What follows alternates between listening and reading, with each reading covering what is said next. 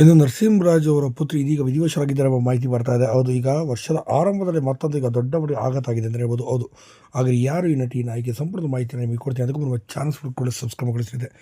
ಇನ್ನು ಡಾಕ್ಟರ್ ರಾಜ್ಕುಮಾರ್ ಅವರ ಜೊತೆ ಆಪ್ತ ಸ್ನೇಹಿತನಾಗಿದ್ದಂಥ ನರಸಿಂಹರಾಜ್ ಅವರು ಯಾರಿಗೆ ತಾನೇ ಗೊತ್ತಿರಲಿಲ್ಲ ಹೇಳಿ. ಇನ್ನು ಅವರ ಮಗಳು ಕೂಡ ಸುಧಾ ನರಸಿಂಹರಾಜ್ ಅವರು ಕೂಡ ಗಟ್ಟಿಮೀರ ಸೀರಿಯಲಿಂದ ಸಾಕಷ್ಟು ಹೆಸರು ಕೂಡ ಮಾಡಿದ್ದಂಥವ್ರು ಅಂತ ಕೂಡ ಹೇಳ್ಬೋದು. ಇನ್ನು ಇದೇ ಸಾಲಿನಲ್ಲಿ ಈಗ ಧರ್ಮಾವತಿ ನರಸಿಂಹರಾಜ್ ಅವರು ಇದೀಗ ತೀರಿ ಹೋಗಿದ್ದಾರೆ. ಹೌದು, ಸುಧಾ ನರಸಿಂಹರಾಜ್ ಅವರ ಸ್ವಂತ ಅಕ್ಕನೇ ಧರ್ಮಾವತಿ ನರಸಿಂಹರಾಜ್ ಅವರು ಇದೀಗ ತೀರಿ ಹೋಗಿದ್ದಾರೆ. ಅವರು ಕೂಡ ಕನ್ನಡ ಚಿತ್ರರಂಗದಲ್ಲಿ ಸಾಕಷ್ಟು ಸಿನಿಮಾಗಳಲ್ಲಿ ನಿರ್ಮಾಪಕಿಯಾಗಿ ಕೂಡ ಗುರುತಿಸಿಕೊಂಡಿದ್ದರು. ಹೌದು, ತಂದೆಯ ಸಾಕಷ್ಟು ಸಿನಿಮಾಗಳಿಗೆ ನಿರ್ಮಾಣ ಸಹ ಅವರೇ ಮಾಡಿದ್ದರು. ಇದಾದ ನಂತರ ಉದಯ ಟಿವಿಯಲ್ಲಿ ಬರ್ತಿದ್ದಂಥ ವಟಾರ ಸೀರಿಯಲ್ಗೂ ಕೂಡ ಧರ್ಮಾವತಿ ಅವರೇ ನಿರ್ಮಾಣ ಸಹ ಮಾಡಿದ್ದರು. ಇಂಥ ಅದ್ಭುತವಾದಂಥ ನಿರ್ಮಾಪಕಿ ಇದೀಗ ಕೊನೆ ಸೆಳೆದಿದ್ದಾರೆ. ಇದರಿಂದ ಸುಧಾ ನರಸಿಂಹರಾಜ್ ಅವರು ಕೂಡ ಸ್ವಂತ ಅಕ್ಕನ ಸಾವಿನಿಂದಾಗಿ ಕುಸಿದು ಬಿದ್ದಿದ್ದಾರೆ ಅಂತ ಹೇಳ್ಬೋದು. ವರ್ಷದ ಆರಂಭದಲ್ಲೇ ಇದೊಂದು ಮತ್ತೊಂದು ದೊಡ್ಡ ಆಘಾತ ಆಗಿದೆ ಚಿತ್ರರಂಗಕ್ಕೆ.